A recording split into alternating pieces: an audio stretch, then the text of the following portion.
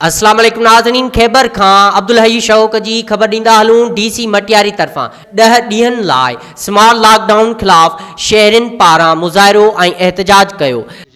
गलत निकितो वियो आहे। महिरबानी करे असां DC खे अपील था करियूं कि सेखाड़ में हिकिड़ो केस कोन्हे, इन नोटिफिकेशन खे रद्द कयो वञे। ग़रीब माण्हू जेको मार्च में जेको लॉकडाउन थियो पहिरीं, उन जा माण्हू अञा कर्ज़ कोन ॾेई सघिया आहिनि। सुबुह जो कमाइनि, शाम जो अचनि, उन खां पोइ उन्हनि जी दागी चढ़े घर में बचा खाई माण्हू वीचारा ग़रीब केॾा वेंदा। तव्हां साम्हूं ॾिसो केॾा पकोड़ा लॻा पिया आहिनि, कंहिंजा देॻ चांवर लॻा पिया आहिनि, कंहिंजे भाॼी जो दुकान, कंहिंजो कीअं दुकान आहे। माण्हू वीचारा ग़रीब केॾा वेंदा वीचारा हूंदा। इहो जेको नोटिफिकेशन निकितो वियो आहे, महिरबानी करे DC खे असांजी अपील आहे इन खे रद्द कयो वञे। सिर्फ़ु इहो माल लाइ आहे, बसि माल असीं माल खाऊं, लॉकडाउन करियूं। बहरहाल इहो स्मार्ट लॉकडाउन आहे, महिरबानी करे इन खे रद्द कयो वञे। हीअ त 5 केस ॿुधाया अथनि, हिते त हिकिड़ो केस कोन्हे।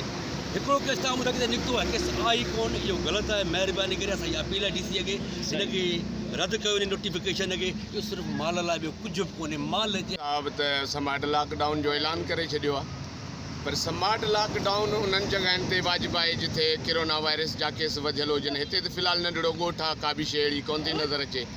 ऐं सफ़ाई जो माहौल बि हिते जो जेको ज़बरदस्त आहे। UC सेखाड़ असांजी तमामु सफ़ाई जे हिसाब सां पूरी डिवीज़न में पहिरियों नंबर आहे। ऐं उन जे बावजूद बि हिते तमामु ग़रीब मिसकीन माण्हू आहियूं असां। ऐं पाण माज़ूर माण्हू आहियां, होटल ते मज़दूरी कंदो आहियां। 250 शाम जो मिलंदा आहिनि, बचनि जे लाइ अटो वठी वेंदा आहियूं। 60 रुपया किलो अटो आहे। किथां अघाई बीमारी जी कयूं, या असां हिन स्मार्ट लॉकडाउन में आहे छा?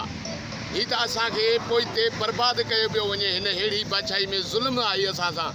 सिंध सोना उनखे दरबदर कयो पियो वञे, उते जी आवाम खे दरबदर कयो पियो वञे। बहरहाल हिते त को बि अहिड़ो केस कोन्हे।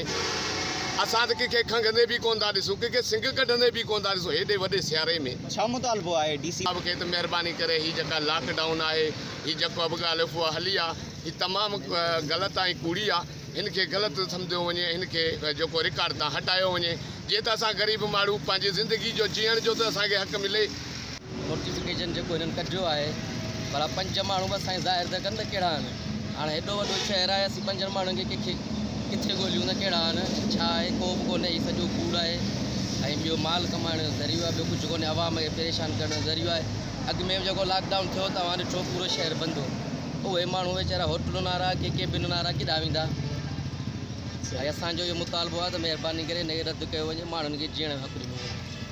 तफ़सील मूजिब डिप्टी कमिश्नर मटियारी तरफ़ां 10 ॾींहनि लाइ स्मार्ट लॉकडाउन हणण ख़िलाफ़ सेखाट में सफदर कलोड़ो, सोनो खान मला, गुलाम नबी मुग़ल ऐं ॿियनि सहाफ़ियुनि सां ॻाल्हाईंदे चयो त हुकूमत पारां लॉकडाउन लॻण जे करे केतिरा ई ग़रीब मिसकीन बेरोज़गार बणिजो वञनि ऐं केतिरा ई मिसकीन ख़ुदकुशियुनि ते मजबूर थियो वञनि। हिते असांखे अहिड़े सियारे जी मुद में बि कंहिंखे बि का बि खंघि या ज़ुकाम नज़र नथो अचे।